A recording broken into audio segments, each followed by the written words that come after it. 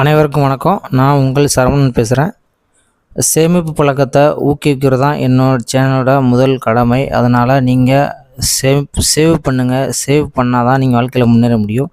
உங்களுக்காக இன்றைக்கி எஸ்பிஐயில் ஃபிக்ஸ்டு டிபாசிட்டில் என்ன ஒரு ரூல்ஸு, எப்படி முதலீடு பண்ணால் பணக்காரன் ஆகலாம், உங்களோட அமௌண்ட்டை பாதுகாக்கலாம் அப்படின்னு வீடியோக்குள்ளே போகலாம். அந்த வீடியோ போகிறதுக்கு முன்னாடி நீங்கள் என்னோடய சேனலை சப்ஸ்கிரைப் பண்ணுங்கள் ப்ளீஸ்.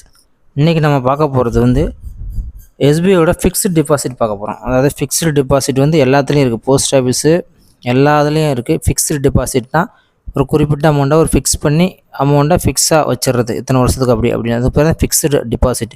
இது ஒரு ஈஸியான சேவிங் ஸ்கீம். நிறைய நபர்களால் அறியப்பட்டது. ஒரு நார்மலான ஸ்கீம் தான். ஆனால் இது ஒரு சேஃப்டியாக ஒரு டிபாசிட் பண்ணணும் அப்படின்னா இது ரொம்ப பெஸ்ட்டு. எஸ்பிஐயில் நீங்கள் டிபாசிட் பண்ணலாம். பாருங்கள், இதுக்கு பாருங்கள், எஸ்பிஐ ஃபிக்ஸ்டு டிபாசிட் எஸ்பிஐங்கிறது ஸ்டேட் பேங்க் ஆஃப் இந்தியாவில் ஒரு ஃபிக்ஸ்டு டிபாசிட் ஸ்கீம் பற்றி சொல்கிறேன். வட்டி பாருங்கள், 6.27% இருக்கும். இந்த வட்டி இயல்பானது காலாண்டுக்கு ஒரு இடம் மாறிட்டே இருக்கும். மேக்ஸிமம் 6 கீழே குறைய சான்ஸ் இல்லை, கூட தான் வாய்ப்பு இருக்குது. அதனால் வட்டி என்றைக்குமே குறையவே குறையாது கவர்மெண்ட்டில். மினிமம் ஒரு நல்ல முதலீடு நீங்கள் மினிமம் எப்படின்னா, அதாவது ஃபிக்ஸ்டு டிபாசிட்னாலே நீங்கள் கம்மியான அமௌண்ட்டு போட்டிங்கன்னா ஒரு யூஸ்ஃபுல்லான இது கிடைக்காது. அதனால் ஃபிக்ஸ்டு டிபாசிட்டில் ஒரு நல்ல பல்க் அமௌண்ட்டு போடணும். 1 லட்சம் 2 லட்சம் 3 லட்சம் இப்படி போட்டால் தான் உங்களுக்கு நல்ல ஒரு ரிட்டர்ன் கிடைக்கும். அதில் 7 நாட்கள் முதல் 10 வருடங்கள் வரை, அதாவது நீங்கள் 7 நாட்கள்லேருந்து ஸ்டார்ட் பண்ணீங்க. அதாவது அதை ஃபிக்ஸ்டு டிபாசிட் காலம் 7 நாட்கள், 1 வருடம், 2 வருடம், 3 வருடம், 4 வருடம், இப்படி வருடம் நீங்கள் ஒரு அமௌண்ட்டை வச்சு ஒரு 5 லட்ச ரூபா போட்டிங்கன்னா 10 வருடம் அப்படின்னா 10 வருஷம் வரைக்கும் அப்படியே இருக்கும். 3 வருடங்களும் அப்படியே இருக்கும். 5 வருடங்களும் அப்படி. அந்த மாதிரி இதில் வருடங்கள் நீங்கள் தான் சொல்லணும் எவ்வளோ அப்படின்னு. உறுதியான ரிட்டர்ன் கண்டிப்பாக அவங்க என்ன இன்ட்ரெஸ்ட் சொன்னாங்களோ அந்த இன்ட்ரெஸ்ட் உங்களுக்கு கண்டிப்பாக கிடைக்கும். எதையும் நீங்கள் சந்தேகப்பட தேவையில்லை. ஏன்னா எஸ்பிஐ ஒரு கவர்மெண்ட்டோட அண்டர்டேக்கிங் உள்ள ஒரு பேங்க்கு. சீனியர் சிட்டிசனுக்கு கூடுதல் வட்டி, அதாவது 6 பாயிண்ட் சம்திங் இருந்த நார்மல் பீப்புளுக்கு இருந்தால் சீனியர் சிட்டிசனுக்கு 7 பாயிண்ட்டுக்கு மேலே வர சான்ஸ் இருக்குது. ஆன்லைனில் ஓப்பன் பண்ணலாம். நீங்கள் எங்கேயும் போய் பேங்க்கில் அலைய தேவையில்லை. உங்கள் கையில் யோனோ ஆப் இருந்தால் அழகாக அதை வச்சு ஓப்பன் பண்ணிடலாம். ஃபிக்ஸ்டு டிபாசிட் உதாரணம் பாருங்கள்.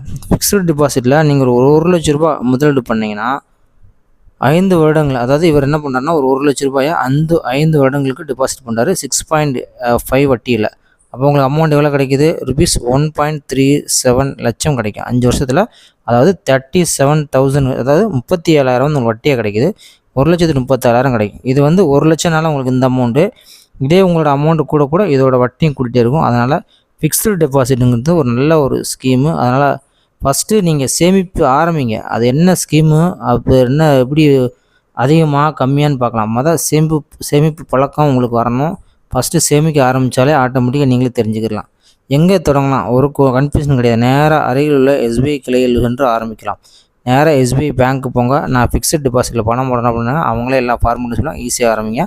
இந்த சேனல் உங்களுக்கு ஸ்டார்ட் பண்ண நோக்கமே உங்களை மக்களுக்கு குறிப்பாக அடித்தட்டு மக்களுக்கு சேமிப்பு பழக்கத்தை உண்டு பண்ணணுன்னு தான். நிறைய பேருக்கு தெரியாது. அதனால தான் பணக்காரனாகவே இருக்கான், ஏழையாகவே இருக்கான். சரியா?